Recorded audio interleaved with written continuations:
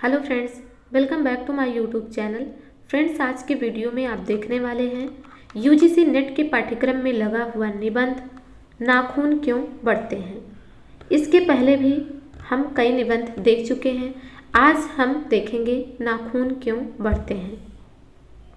इसे लिखा है हजारी प्रसाद द्विवेदी जी ने और इसके विषय में हम जानेंगे कि ये किस निबंध संग्रह में संकलित है, कौन कौन से निबंध और हैं और इस निबंध में क्या इम्पोर्टेंट कथन है। इन सभी चीज़ों को हम अच्छे से देखते हुए लाइन बाय लाइन को निबंध को अच्छे से पढ़ेंगे, जिससे यूजीसी नेट में के एग्ज़ाम में जो भी प्रश्न इस निबंध से आए उसे हम निस्संदेह अच्छे से कर लें। तो चलिए स्टार्ट करते हैं। नाखून क्यों बढ़ते हैं निबंध एक ललित निबंध है। लगभग आपको पता है कि हजारी प्रसाद जी ने ललित निबंध सबसे अधिक लिखा है, तो ये निबंध ललित निबंध है। कल्पलता निबंध संग्रह जो कि 1951 ईस्वी का है, इसमें संग्रहित है यह निबंध और इस संग्रह में कुल 20 निबंध हैं।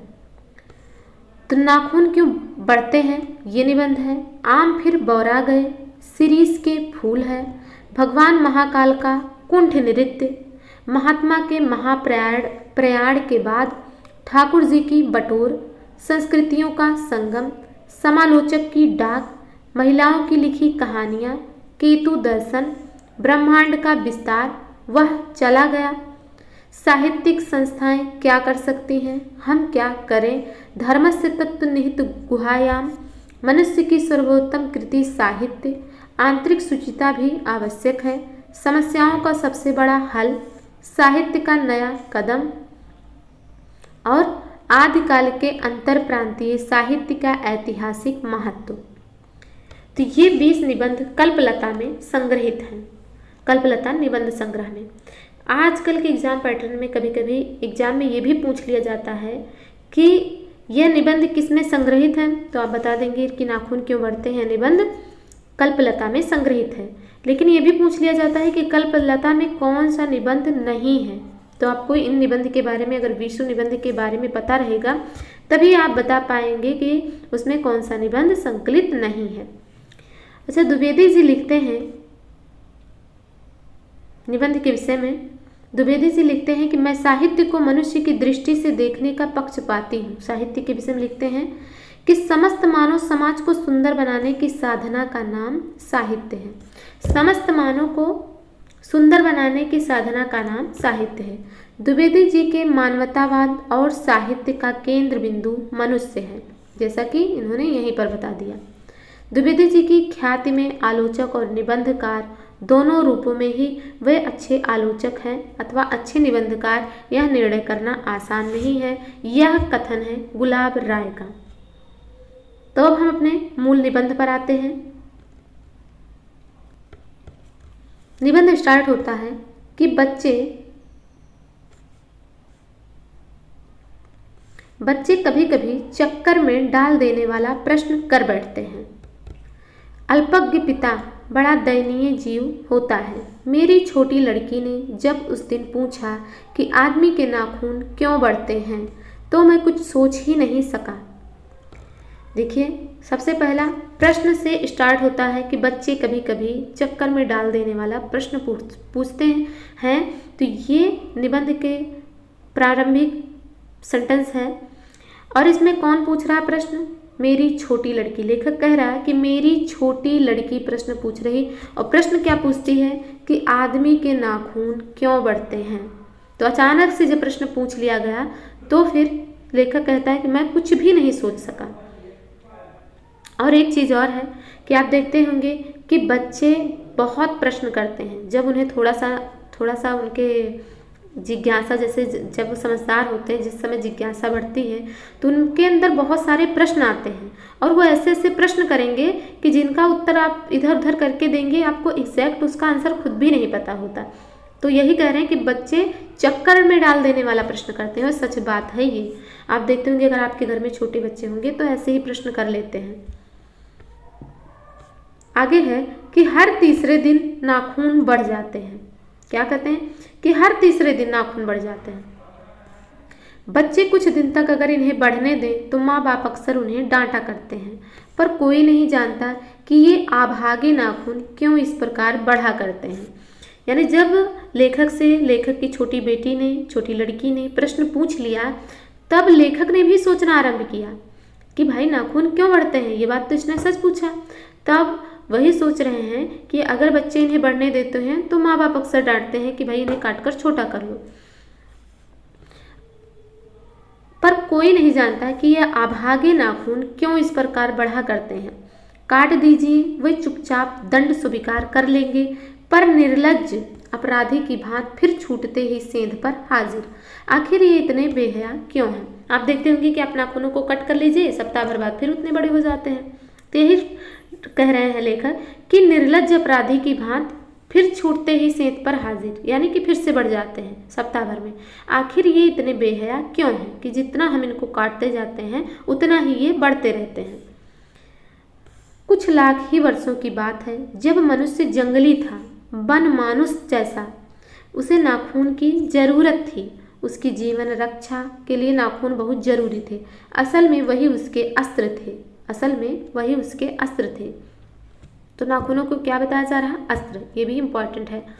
दांत भी थे, पर नाखून के बाद ही उनका स्थान था। कहते हैं कि अस्त्रों में पहले जब वन मानुष हुआ करता था, मनुष्य जंगली था, तो उस समय नाखून अस्त्र थे, दांत भी अस्त्र थे, पर दांतों का स्थान नाखूनों के बाद था। ये प्रश्न में पूछा जा सकता है एग्जाम में, इसीलिए आप अच्छे से इसे ध्यान रखिए।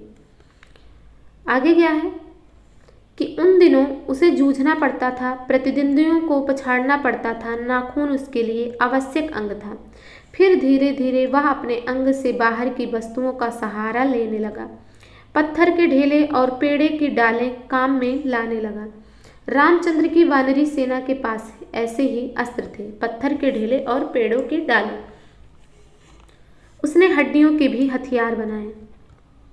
इन हड्डियों के हथियारों में सबसे मजबूत और सबसे ऐतिहासिक था देवताओं के राजा का वज्र, जो दधीची मुनि की हड्डियों से बना था। तो क्या कहा जा रहा है कि बाद में जैसे जैसे थोड़ा सा और समय बीता तो मनुष्य अपने अंगों से ही वस्तुओं का सहारा लेने लगा।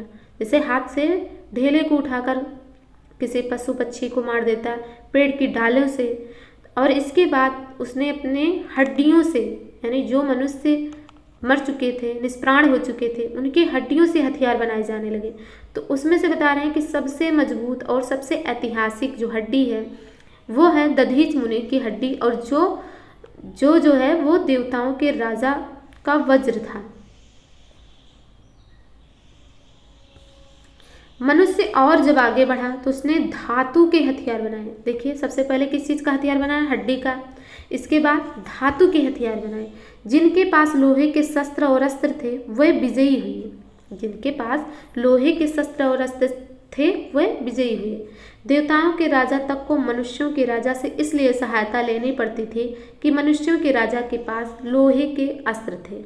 अब यहाँ पर बताया जा रहा कि देवताओं के राजा भी इसीलिए हम लोग से, मनुष्यों से सहायता मांगते थे, क्योंकि मनुष्यों के पास क्या था? लोहे का अस्त्र था। आगे है कि असुरों के पास अनेक विद्याएं थी, पर लोहे के अस्त्र नहीं थे, शायद घोड़े भी नहीं थे। असुरों के पास भी अनेक विद्या थी, पर उनके पास भी लोहे के अस्त्र नहीं थे, शायद उनके पास घोड़े भी नहीं थे। आर्यों के पास ये दोनों चीजें थी और आर्य विजयी हुए। फिर इतिहास अपनी गति से बढ़ता गया। नाग हारे, सुपर्ण हारे, यक्ष हारे, गंधर्व हारे, असुर हारे, राक्षस हारे। इतना आपको याद रखना है कि किन किन के हारने की बात हो रही? नाग, सुपर्ण, यक्ष, गंधर्व, असुर, राक्षस। लोहे के अस्त्रों ने बाजी मार ली। इतिहास आगे बढ़ा। पलीते वाली बंदूकों ने, कारतूसों ने, तोपों ने, बमों ने, बम वर्षक वायुयाने ने इतिहास को किस कीचड़ भरे घाट तक घसीटा है, यह सबको मालूम है। यानी तब तक तो, जब तक ये लोहे के अस्त्रों की बात थी तो इतने लोग हारे, लेकिन इसके बाद आगे क्या हुआ कि पलीते वाली बंदूकें आ गई, कारतूस आ गए, तोप आ गई, बम आ गई, बम वर्षक वायुयान आ गया। इन सब ने इतिहास को किस कीचड़ भरे घाट तक घसीटा है सबको मालूम है। जैसे कि आपको पता है नागासाकी हिरोशिमा पर जो बम गिराया था उससे कितनी पीढ़ियों तक उसका हर्जाना चुकाना पड़ा है। ऐसे ही बहुत सारे युद्धों में, विश्व युद्धों में, बहुत सारे युद्धों में कितने ही मनुष्यों को अपने प्राण गंवाने पड़े हैं, कितनी ही आबादियां नष्ट हुई हैं। इन सब के विषय में बताया जा रहा है कि कीचड़ भरे घाट तक घसीटा। आगे है कि नखधर मनुष्य अब एटम बम पर भरोसा करके आगे की ओर चल पड़ा है। कि जो नाखून वाले मनुष्य हैं वो अब एटम बम पर, पहले उन्हें अपने नाखून अपने अस्त्रों पर भरोसा था, पर अब उन्हें एटम बम पर भरोसा है और उसी की भरोसे पर आगे चल पड़े। पर उसके नाखून अब भी बढ़ रहे हैं। अब भी प्रकृति मनुष्य को उसके भीतर वाले अस्त्र से वंचित नहीं कर रही। यानी हम तो चाहते हैं वंचित होना, हम तो काटते रहते हैं, पर प्रकृति है जो उसे वंचित नहीं कर रही है, हमें उसे फिर से बढ़ जाते हैं वो नाखून। अब भी वह याद दिला देती है कि तुम्हारे नाखून को भुलाया नहीं जा सकता, तुम वही लाख वर्ष पहले के नख दंतावलंबी जीव हो। मनुष्यों को किसका वो दिया गया है कि नख दंतावलंबी जीव का, पशु के साथ एक ही सतह पर विचरने वाले और चरने वाले नख दंतावलंबी जीव। एक नया नाम दिया गया मनुष्यों को कि नख दंतावलंबी जीव। आगे है कि ततः किम, मैं हैरान होकर सोचता हूँ कि मनुष्य आज अपने बच्चों को नाखून ना काटने के लिए डांटता है।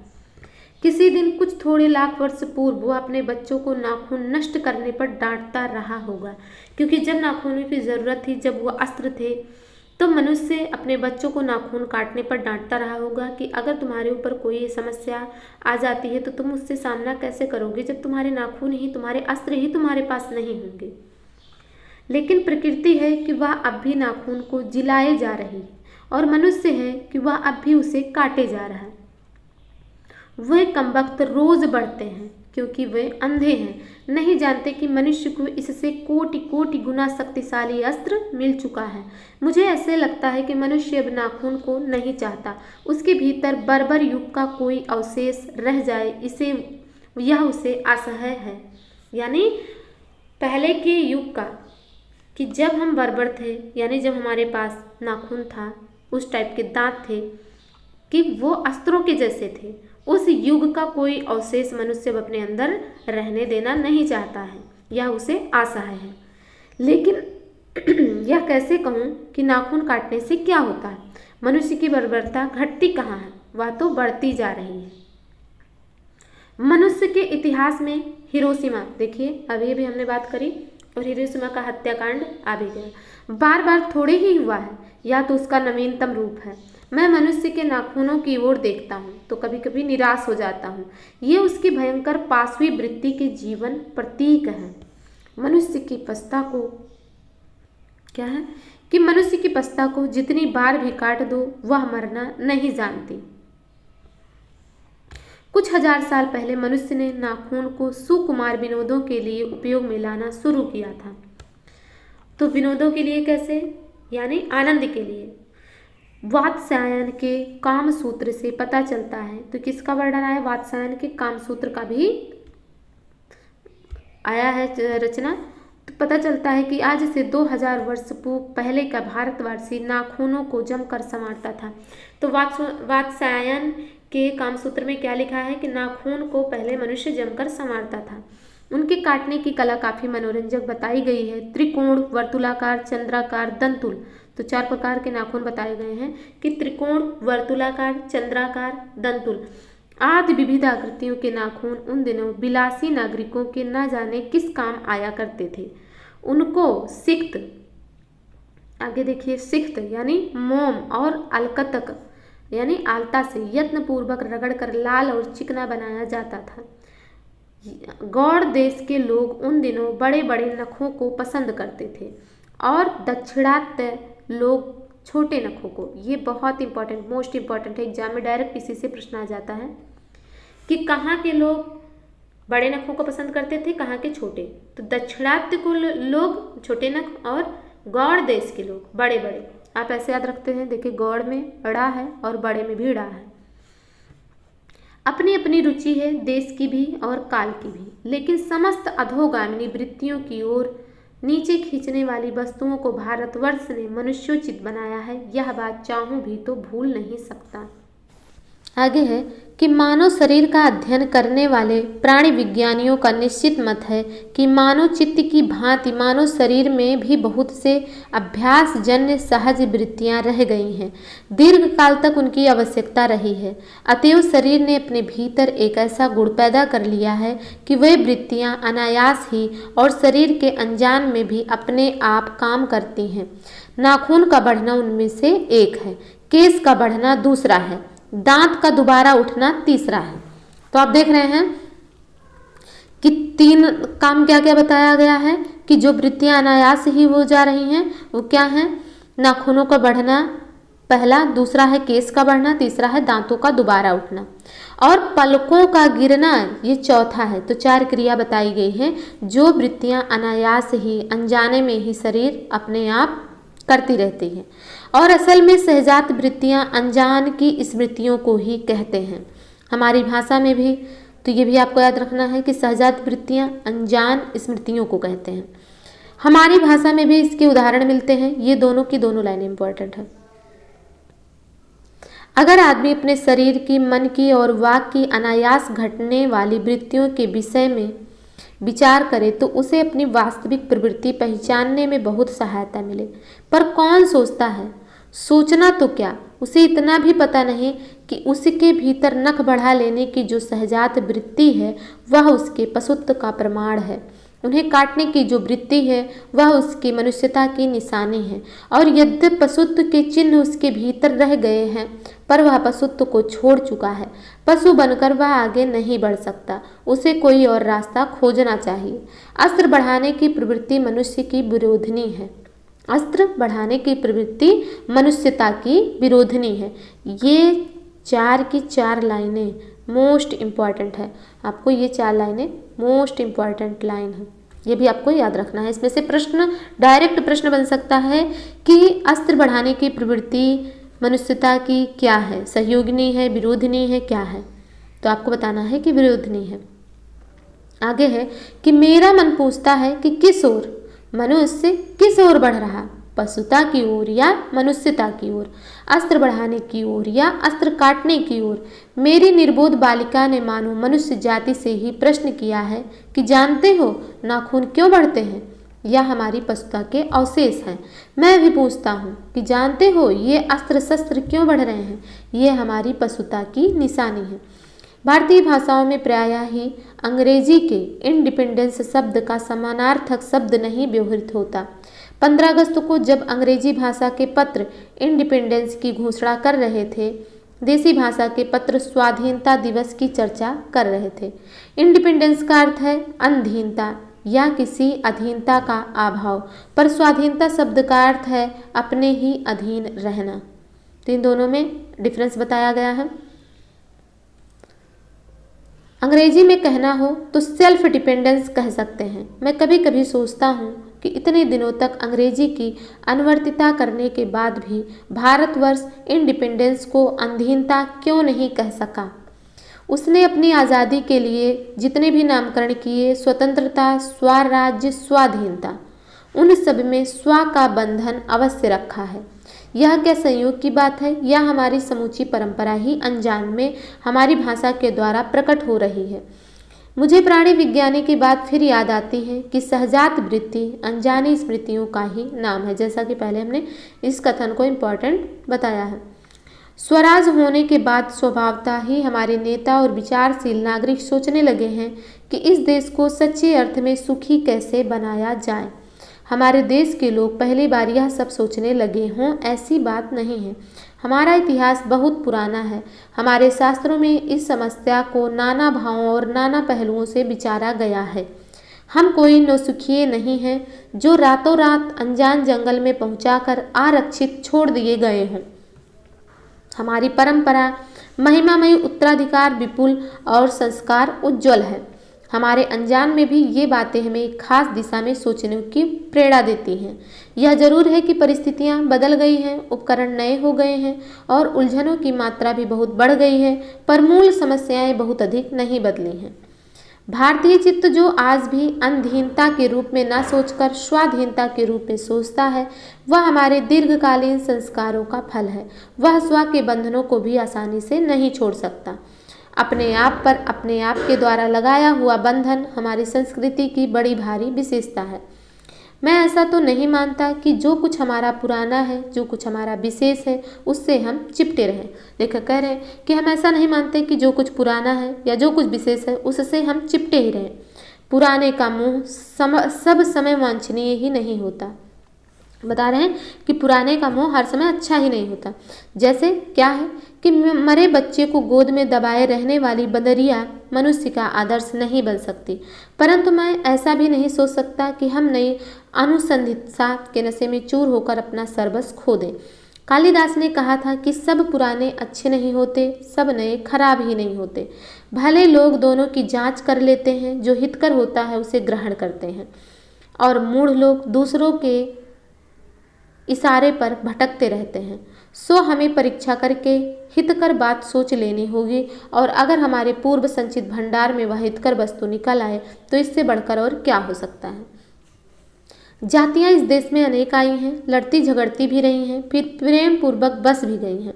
सभ्यता की नाना सीढ़ियों पर खड़ी और नाना ओर मुख करके चलने वाली इन जातियों के लिए एक सामान्य धर्म खोज निकालना कोई सहज बात नहीं थी। भारतवर्ष के ऋषियों ने अनेक प्रकार से इस समस्या को सुलझाने की कोशिश की थी, पर एक बात उन्होंने लक्ष्य की थी कि समस्त वर्णों और समस्त जातियों का एक सामान्य आदर्श भी है, वह है अपने ही बंधनों से अपने को बांधना। मनुष्य पशु से किस बात में भिन्न है? आहार निद्रा आदि पशु सुलभ स्वभाव उसके ठीक वैसे ही हैं जैसे अन्य प्राणियों के, लेकिन वह फिर भी पशु से भिन्न है। उसमें संयम है, दूसरे के सुख के प्रति संवेदना है, श्रद्धा है, तप है, त्याग है। यह मनुष्य के स्वयं के उद्भावित बंधन है। इसीलिए मनुष्य झगड़े टंटे को अपना आदर्श नहीं मानता। गुस्से में आकर चढ़ दौड़ने वाले अविवेकी को बुरा समझता है और वचन, मन और शरीर से किए गए असत्याचरण को गलत आचरण मानता है। यह किसी भी जाति या वर्ण या समुदाय का धर्म नहीं है, यह मनुष्य मात्र का धर्म है। महाभारत में इसीलिए निर्वैर भाव, सत्य और आक्रोध को सब वर्णों का सामान्य धर्म कहा गया है। क्या कहा गया कि एतद् तृतीयम श्रेष्ठम सर्वभूतेषु भारत निर्वैरता महाराज सत्यम क्रोध एवचा, ये महाभारत में लिखा गया है। अन्यत्र इसमें निरंतर दानशीलता को भी गिनाया गया है। गौतम ने ठीक ही कहा था कि मनुष्य की मनुष्यता यही है। मनुष्य की मनुष्यता गौतम के अनुसार क्या है कि वह सबके सुख दुख को सहानुभूति के साथ देखता है। यह आत्मनिर्मित बंधन ही मनुष्य को मनुष्य बनाता है। अहिंसा, सत्य और आक्रोध मूलक धर्म को मूल उत्स यही है। मुझे आश्चर्य होता है कि अनजान में भी हमारी भाषा में यह भाव कैसे रह गया है, लेकिन मुझे नाखूनों के बढ़ने पर आश्चर्य हुआ था। अज्ञान सर्वत्र आदमी को पछाड़ता है और आदमी है कि सदा उससे लोहा लेने को कमर कसे है। मनुष्य को सुख कैसे मिलेगा? बड़े बड़े नेता कहते हैं कि वस्तुओं की कमी है और मशीन बैठाओ और उत्पादन बढ़ाओ और धन की वृद्धि करो और बाह्य उपकरणों की ताकत बढ़ाओ। एक बूढ़ा कहता था, बाहर नहीं भीतर की ओर देखो, हिंसा को मन से दूर करो, मिथ्या को हटाओ, क्रोध और द्वेष को दूर करो, लोग के लिए कष्ट सहो, आराम की बात सोचो, प्रेम की बात सोचो, आत्मतोषण की बात सोचो, काम करने की बात सोचो। ये सब किसने कहा था? आपको अगर याद हो तो ये सब गांधी जी ने कहा था। उसने कहा प्रेम ही बड़ी चीज है क्योंकि वह हमारे भीतर है। उस उच्छृंखलता पशु की वृत्ति है। स्व का बंधन ही मनुष्य का स्वभाव है। बूढ़े की बात अच्छी लगी या नहीं पता नहीं, उसे गोली मार दी गई। जैसे कि आपको पता है कि नाथूराम ने गोली मार दी थी महात्मा गांधी जी को। आदमी के नाखून बढ़ने की प्रवृत्ति ही हावी हुई। मैं हैरान होकर सोचता हूँ कि बूढ़े ने कितनी गहराई में बैठकर मनुष्य की वास्तविकता चरितार्था का पता लगाया था। ऐसा कोई दिन आ सकता है जबकि मनुष्यों के नाखूनों का बढ़ना बंद हो जाएगा। प्राणी शास्त्रियों का ऐसा अनुमान है कि मनुष्य का अनावश्यक अंग उसी प्रकार झड़ जाएगा जिस प्रकार उसकी पूंछ झड़ गई है। उस दिन मनुष्य की पशुता भी लुप्त हो जाएगी। शायद उस दिन वह मरणास्त्रों का प्रयोग भी बंद कर देगा। तब तक इस बात से छोटे बच्चों को परिचित करा देना वांछनीय जान पड़ता है कि नाखून का बढ़ना मनुष्य के भीतर की पशुता की निशानी है और उसे नहीं बढ़ने देना मनुष्य की अपनी इच्छा, अपना आदर्श है। यह आंसर वो अपनी बेटी को बचाना चाहेगा। बृहत्तर जीवन में रोकना मनुष्यत्व का तकाजा है। मनुष्य में जो घृणा है, जो अनायास बिना सिखाए आ जाती है, वह पशुत्व का द्योतक है। और अपने को संयत रखना, दूसरे के मनोभावों का आदर करना मनुष्य का स्वधर्म है। बच्चे यह जाने तो अच्छा हो कि अभ्यास और तप से प्राप्त वस्तुएं मनुष्य की महिमा को सूचित करती हैं। इम्पॉर्टेंट कथन है कि अभ्यास और तप से प्राप्त वस्तुएं मनुष्य की महिमा को सूचित करती हैं। सफलता और चरितार्थ में अंतर है। सफलता और चरितार्थ में अंतर है। मनुष्य मरणास्त्रों के संचयन से, बाह्य उपकरणों के बाहुल्य से उस वस्तु को पा भी सकता है जिसे उसने बड़े आडंबर के साथ सफलता का नाम दे रखा है। परंतु मनुष्य की चरितार्था प्रेम में है, मैत्री में है, त्याग में है, अपने को सबके मंगल के लिए निःशेष भाव से दे देने में है। नाखूनों का बढ़ना मनुष्य की उस अंध सहजात वृत्ति का परिणाम है जो उसके जीवन में सफलता ले आना चाहती है। उसको काट देना उस स्वनिर्धारित आत्मबंधन का फल है जो उससे चरितार्थता की ओर ले जाती है। नाखून बढ़े तो बढ़े, मनुष्य उन्हें बढ़ने नहीं देगा। यहीं पर इस निबंध की समाप्ति होती है। निबंध हमें तो बहुत अच्छा लगा, आपको कैसा लगा ये हमें कमेंट के माध्यम से ज़रूर बताइएगा। जो भी इसमें इम्पोर्टेंट तथ्य थे वो भी हमने आपको बता दिया है। आगे हम पढ़ेंगे नेक्स्ट निबंध। तब तक के लिए